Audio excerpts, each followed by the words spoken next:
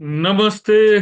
मैं सचिन कुलकर्णी हमेशा की तरह आज फिर तैयार हूं अपने ऑब्जर्वेशंस आप लोगों के साथ शेयर करने के लिए। आज की तारीख है 6/8/26। हमेशा की तरह आज फिर शुरुआत करते हैं डिस्क्लेमर के साथ। जैसे कि आप लोग जानते हैं, मैं अपने व्यूज और वीडियोस यहाँ पे पोस्ट करता हूँ, शेयर करता हूँ। ये सिर्फ स्टडी पर्पस के लिए होते हैं। ये मेरे ट्रेडिंग कॉल्स या रिकमेंडेशंस नहीं है। तो मैं आप लोगों से रिक्वेस्ट करूंगा, मेरा वीडियो आगे देखने से पहले ये डिस्क्लेमर एक बार जरूर पढ़ें। हमेशा की तरह फिर शुरुआत करते हैं निफ्टी के इंट्राडे चार्ट के साथ। कल वीडियो नहीं बनाया था, आज भी एक्चुअली जरूरत नहीं थी। आज फिर एक बार इनसाइड बार बन रहे हैं, पर फिर भी आज का पैटर्न डिस्कस करते हैं। पहले तो इंट्राडे। हाँ, अब ये मेरी सारी टूल्स पहले के मार्किंग्स निकल गए। एनीवे हम यहाँ पे अभी यहाँ पे क्लोज हैं, तो सबसे अच्छी चीज एनालिसिस में हम क्या कर सकते हैं। रेंज बाउंड मूवमेंट है, तो लेफ्ट साइड के टॉप और बॉटम रेजिस्टेंस एंड सपोर्ट। तो ये प्रीवियस टॉप 24,774 रेजिस्टेंस, ये बॉटम 24,427 सपोर्ट। फिर इनके ब्रेक होने के बाद आगे के आइडेंटिफाई किए जा सकते हैं। फिलहाल हम इतना ही कंसीडर करते हैं। इसे जूम भी कर देते हैं। इसे जूम भी कर दिया। आ, ठीक है। वैसे ये बड़े ट्रायंगल के बाहर हैं, डेली पे देखते हैं। डेली पे हमें दिखेगा। अरे यार,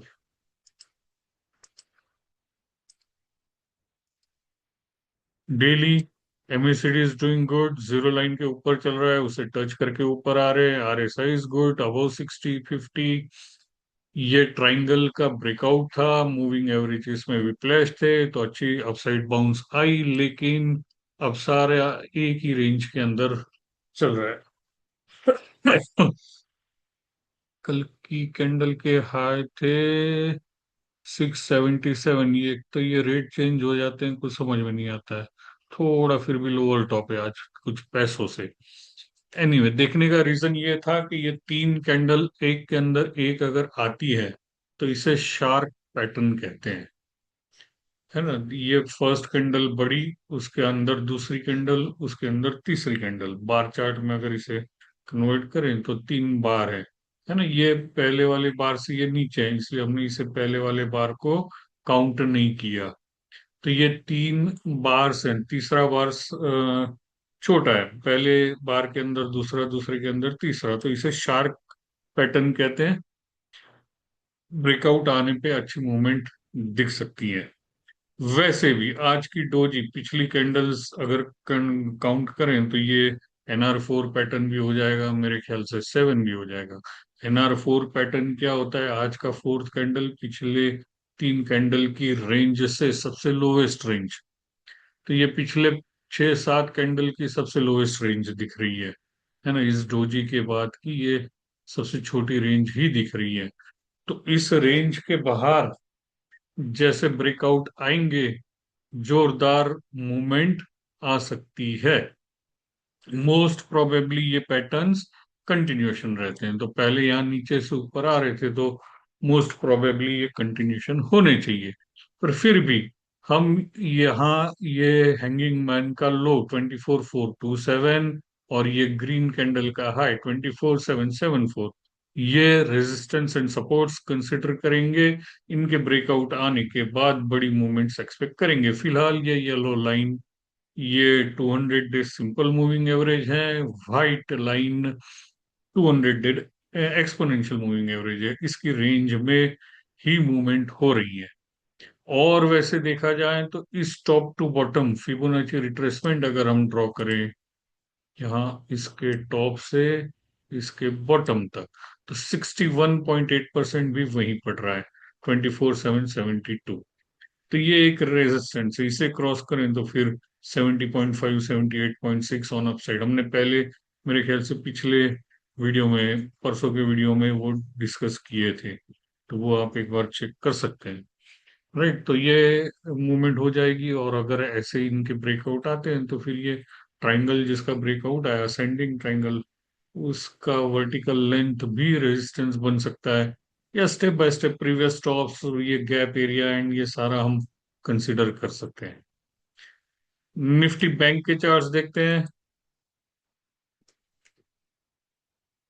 आज खाली वो शार्क और NR4 के बारे में डिस्कस करना था, इसलिए आ गए। इसमें भी वैसा ही है। हाँ, रेंज तो NR4 की हो जाएगी। अब ये इसमें डेटा का हमेशा का प्रॉब्लम।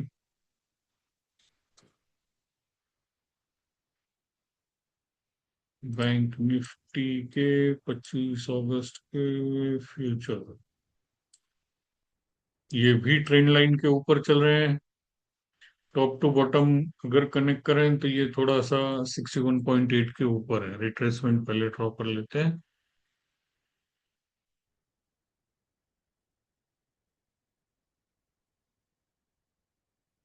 61.8, इसमें ऐड कर दूं 78.6, उसके नीचे चल रहे हैं। तो यहां से ऊपर जाते हैं तो ये 78.6% पहला रेजिस्टेंस होगा 59,200। वैसे आप इसमें ब्रॉडनिंग फॉर्मेशन भी देख सकते हैं। ये simple moving average, exponential moving average, सारी एवरेज के ऊपर ट्रेड कर रहा है। आप ये क्या कर सकते हैं, यहाँ पे एक ट्रेंड लाइन ड्रॉ करें। अब इतनी मूविंग एवरेजेस इंडिकेटर आ गए हैं, एक्चुअली इनकी जरूरत थी नहीं, पर आपको एक बार दिखा दूं, इसे हटा ही देते हैं। इसको निकाल लिया। ये MACD पॉजिटिव है, यही देखना था हमें, इसे भी निकाल देते हैं। और अब ट्रेंड लाइन ड्रॉ करते हैं। ये टॉप से आप एक ट्रेंड लाइन ड्रॉ करें, इसमें भी एक ट्रायंगल या ब्रॉडनिंग फॉर्मेशन बन रहा है।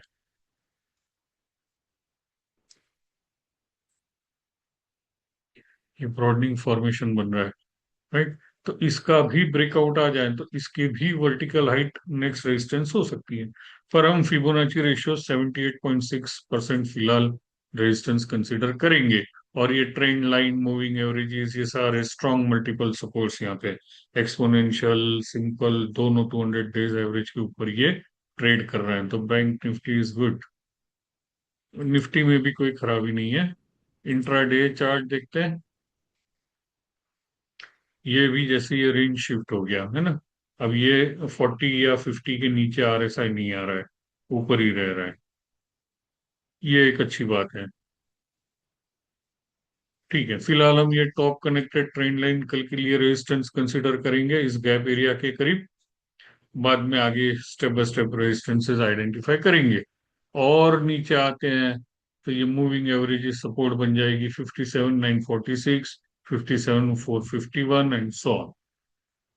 तो यहाँ ट्रेंड लाइंस ड्रॉ करके चैनल ड्रॉ करो वगैरह सब आप कर सकते हैं। Bottom to bottom connected lines, top connected lines, same Nifty में भी हम कर सकते हैं। हम्म, ठीक है। बाकी कुछ नहीं। मैं उम्मीद करता हूँ हमेशा की तरह आपको मेरा आज का वीडियो पसंद आया होगा। कल फिर मिलूंगा अपने ऑब्जर्वेशंस के साथ। तब तक के लिए धन्यवाद।